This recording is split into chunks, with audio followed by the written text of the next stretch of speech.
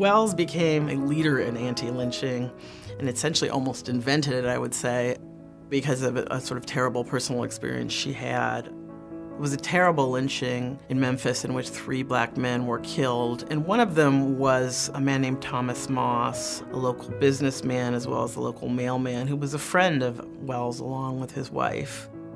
Wells is out of town when this happens, and she comes back to find black people fleeing Memphis, her friend Thomas dead along with 2 other men.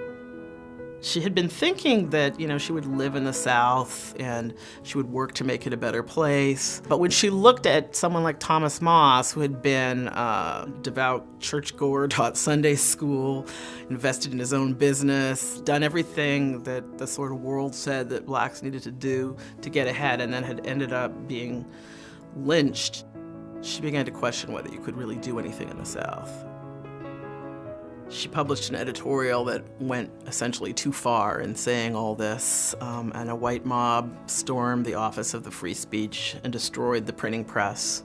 Wells was fortunate she wasn't there, but the mob left a note basically telling whoever was printing the newspaper that they should leave town and putting a death threat. She ended up in New York, where she was hired by T. Thomas Fortune, the publisher of the New York Age, and led what was basically sort of the first anti-lynching campaign, where she identified lynching as a crime and was trying to push the government and social reformers to take action about it.